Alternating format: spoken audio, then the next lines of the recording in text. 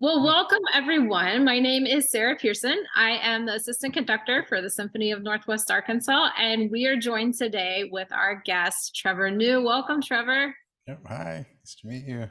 Nice to meet you too. So, Trevor, you are going to be at Sona for our upcoming concert here in March, New Canons, and so excited about that. But you all are not only a composer, but you're a performer as well, correct? Right. Right. Yes. You want to tell a little bit about yourself, maybe where you hail from, where you live, how you got started in music? hmm Yeah. So I was born in New Jersey, and when I was 8, I moved to Oregon, and I think it was in third grade I saw an orchestra. An orchestra actually visited my elementary school, and at the time I played a little bit of guitar, but they, of course, they don't have that in orchestra. And I was really interested in playing. They played all sorts of movie themes and Mm. things like, I don't know if you know the movie Homeward Bound, Yeah. of course, Schindler's List and Forrest Gump. It's like a big. Yes, I love the scene where he is like going running down through the trees there, and so I guess was it South Carolina or North Carolina? Did that scene recording. hmm Yeah, it's just I don't know. It's like a lot of really nice moments. Hearing them back that way. I never thought of that as being something that I could be a part of. And yeah, so I just kind of I joined the orchestra and ended up choosing the viola partly because Jimi Hendrix actually started on the viola before guitar, I believe. So I kind of went the other way, guitar to viola. But yeah, that was and went through school orchestra and then on to undergrad and grad school and ended up back on the East Coast again.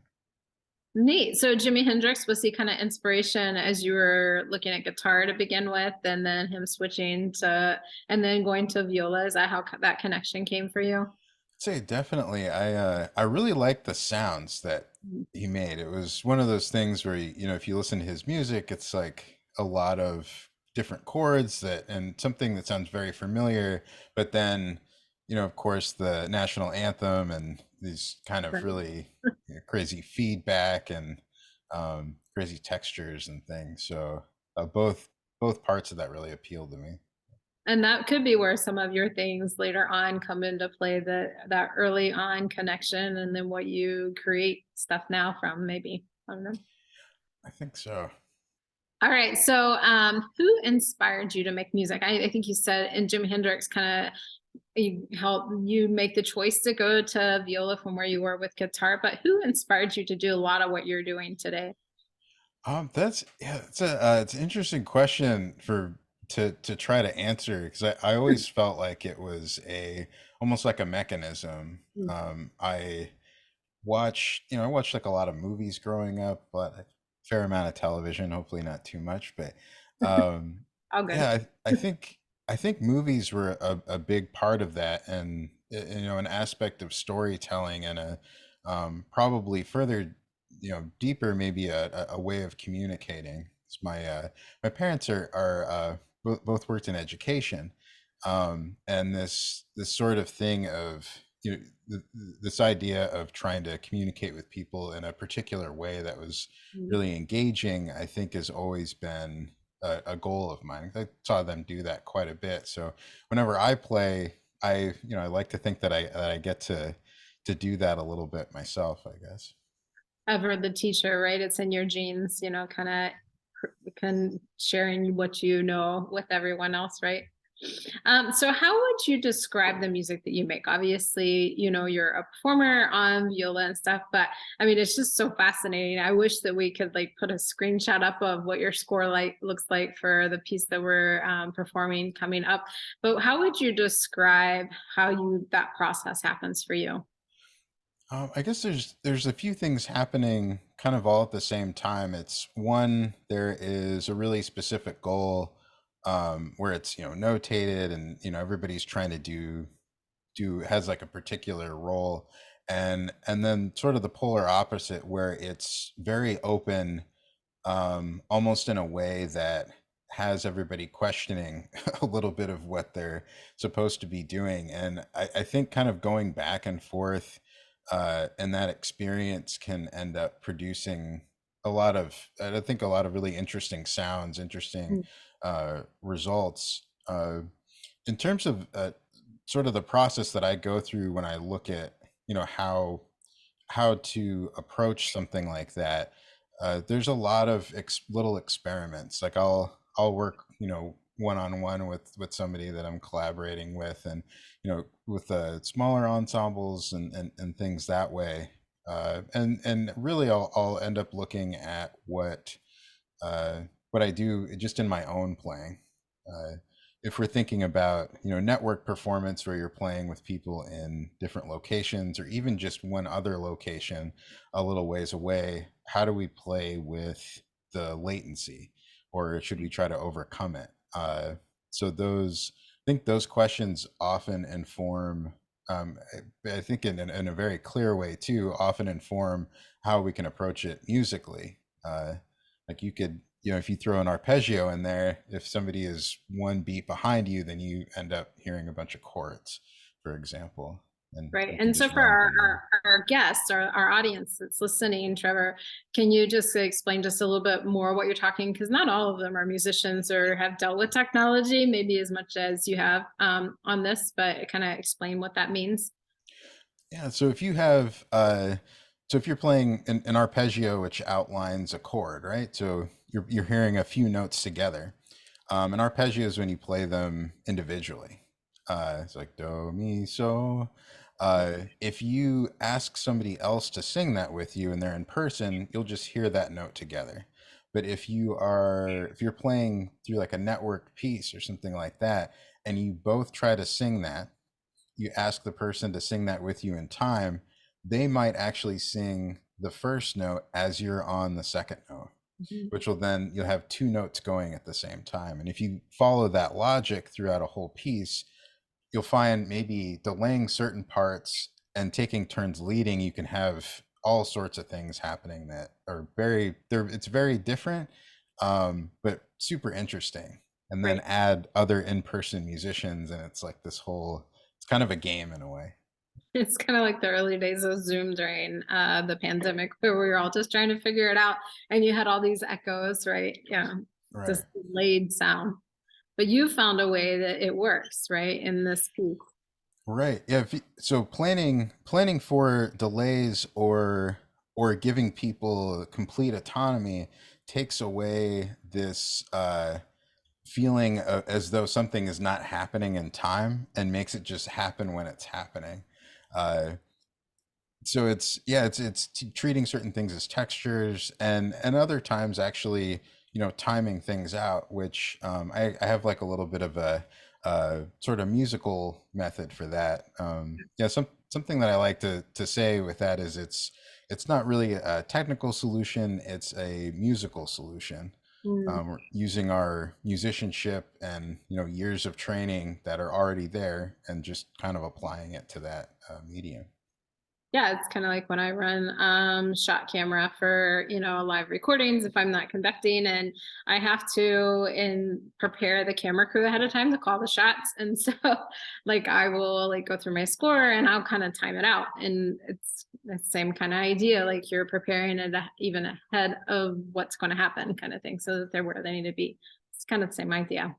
Yeah, exactly. And even across, like if you're playing across the stage in an orchestra, there is a significant delay between the front and the back and the sides if you're trying to all play together. Right. Yeah, often we'll say that you can't, sometimes in those cases, even go off your ears. You just have to kind of stay with the conductor, right? To make it all cohesive because of those reasons, those delays. So let's go with a fun question a little bit. What is the most useless talent that you have? Oh gosh.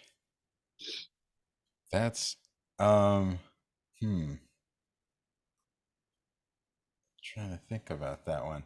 Uh I was gonna say there's certain I can I'm pretty handy with certain things, but I've actually found found uses uh for that. I usually end up finding like certain uh uses for most of what I'm doing, but probably at times like I can balance I can balance stuff kind of like on practiced this when I was a kid, but I can balance things on my nose sometimes. Like Ah, I have a little bit, a little bit going on there. So, spoons, pencils, and things. that's awesome. That's Yeah, about as funny as I my joined the water. circus. I won a watermelon spitting seed contest once because I'm a flute player. So I guess I have pretty good I don't know, articulation, right? I don't know, but it was a useless Mhm. thing, but I won it. So my useless talent. So what is your favorite way to perform? Obviously, since the pandemic, this has been a new way to incorporate a collaborative effort, and a new way to look at music concerts. But what is your favorite right now, even, I guess? I think it's having being in person with a certain with a group of people, and then connecting space other spaces, which I'm getting to do in this case. And I think that, along with not knowing, I like not knowing like what's gonna necessarily knowing what's gonna happen in certain ways. Right. Surprises are really fun. Good surprises, of course. Like we want everything to continue working in terms of production and all of that. But yeah, musical surprises, and being able to feel, and on one hand feel space between myself and whoever I'm playing with virtually, but then at the same time feel like there's no space at all, and have somebody with me also be experiencing that. I think that's kind of the really magical part of this type of playing, because then the audience gets to see that too, and they're realizing, it's like, wait, so does that mean that any sound that we make in this room travels around the world, and Really that kind of a amazing. thing. So yeah, currently that's my favorite And you're thing. talking about the audience, right? Because audience will participate in this piece, right? If Right. I'm not mistaken, reading this, reading and studying it. You want to talk just a little bit about it? Because obviously the people watching this will be joining us. So maybe they're going to get a heads up, kind of being prepared that they're going to get to participate. Yeah. So in a pretty strict sense, we'll be able to we can sort of sit together and in that space kind of listen to the sounds of our environment. So that's like there might be some car horns, maybe somebody's uh uh I don't know, there's sometimes coughs and things like that, but hearing what's going on outside. I think one of the things that happens too is with the international soloists, like I sometimes encourage them to open a window. Oh, cool. um and what's kind of cool about that is our baseline is we have these sounds from all over the place kind of becoming one thing. So we're creating a environment that doesn't exist separately. It's happening all at the same time, but now we can actually hear it in one space. uh, in terms of the audience participation in person, simply you can just follow what the orchestra is doing. Mhm. Will be kind of like if you've ever been to an event that's a meditative or anything like that, sort of like a wellness type situations. You might be singing. If you're familiar with oming or things like that, we'll have that at the end, and that will be a part of the piece. Uh, it's a really cool thing to hear everybody just going and singing together, kind of in a sort of angelic type thing that happens kind of all at the same time. So it'll be all together, and uh yeah, really cool. And it can't be replicated, right? Because the sounds that were going to happen for our artists that are not in house with this, those can't, especially if they have the window open and bird flies by or a train horn or whatever, that, I mean, it's very, very unique for this concert that these sounds that we'll hear. Right. Yeah, even through recording, the experience is different in every location. And the sound, essentially, if you're thinking about how you hear, like if you clap or make a sound in a space and you hear it echo back, imagine that happening through all the spaces as you're singing. It's something that you'll hear from your particular spot different from any other space. I think that's so amazing, so creative on your part. Um, if you were not doing music, what would you be doing right now? Oh, I mean, that's a it good sounds like question. almost like a sound engineer, if anything, because you're so creative with that side of things. Yeah, I that would be kind of a fun thing. I mean, I do really enjoy you know, helping people make recordings and videos and things. I think also I almost got into English and writing. I like making things a lot. So it might be maybe maybe writing a little bit, or when I was I think when I was like 6 years old, I wanted to be an explorer, which, Oh, fun. you know, sort of found out the Earth is pretty well covered in a lot of ways, but Or try to yeah, like reinvent something that, you were like, "Ah, nobody's done this yet," and then you find out that they had, and you're like, "Oh, well." that might be part of it. So maybe an invention of some kind. There you go. There you go.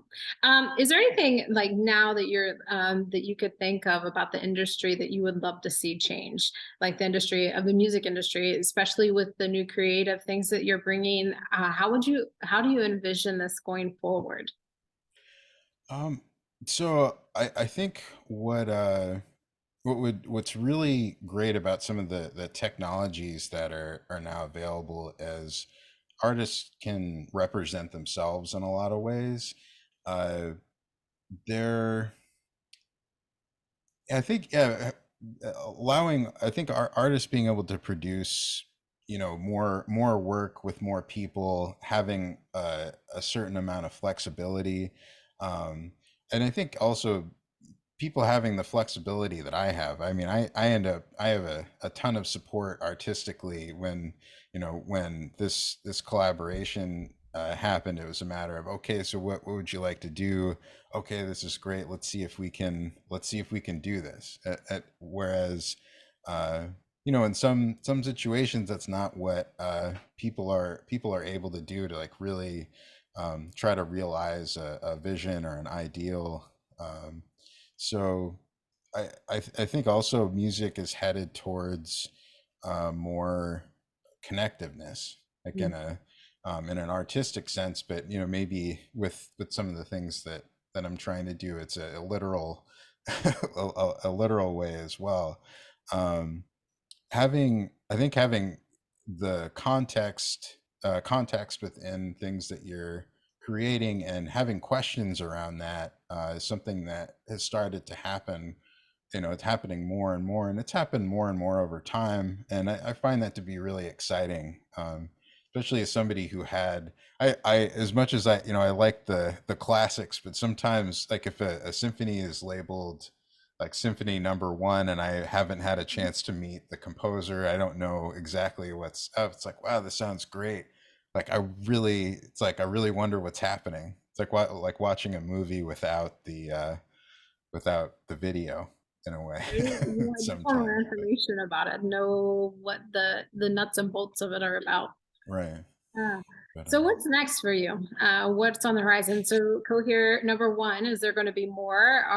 Right? We're talking about symphony number one, kind of thing. Are you going to have more, or what's on your horizon for you? so I'm working on a another commission, which is will be almost like another movement to Cohere One, called Cohere Touch, and that includes an interactive system, a little more technology going on, but it includes an interactive system within all of these network connections that is based around video. So where with Cohere One, we're connecting video and all of these sounds. With Cohere Touch, you'll then be able to, from any video source, that includes if you join virtually through Zoom or if you're in person at the concert, you can, through movement, shape how the piece sounds, applying different Mhm. sound effects and manipulating the visuals as well. So people end up being represented audio visually. You can actually be able to see yourself up there. Also, kind of layered with in person and virtual people. So it's something I've been working on for a little bit. It's a heavy lift in terms of creating the technical parts of it, and musically. Uh, Compositionally, kind of taking these things that have worked so well with Cohere, and applying them to these different spaces in different ways, almost kind of breaking things back apart and giving everybody a little bit of autonomy, and then bringing that timing back in together. So yeah, I'm working on a commission for the American Composers Orchestra for that, and talking about a uh, there's another organization that does events kind of around the world, where I might be trying to work to connect a bunch of different locations as kind of like a networked installation is the Ooh. one of the goals there, and that will include some of the musical material from Cohere One. Wow, well, it has been amazing to learn more about you, Trevor, and your processes, where you are from, and just how you got started, all the way up to what you have happening now. And I think this has been such a treat just for me, but also our audience who will be watching this in preparation for the concert. Do you have anything else that you want them to know before we finish up today, as they prepare for our concert that we'll get to meet you at in person coming up in March? Yeah, looking forward to seeing everybody. Yeah, if you have trouble making it to the concert in person, might be able to join virtually as well. So you feel free That's to pretty cool. reach out about that. So Yeah. Well, thanks for again, having me. yes. And again, thank you for taking time out of your busy schedule, Trevor, to meet with us, to get this out to our audience ahead of time so that they can have a more intimate inside look into the music, and just be so more prepared to engage with us on our concert of new canons coming up. So super excited about that, looking at music from the past to present, and then to the future, even with some what that would look like for going forward. So thank you so much, Trevor. And everyone, we will see you coming up in March at Sona's next masterwork, New Canons. Have a great day, Trevor. Yep, thanks, Sarah. See you soon. Bye.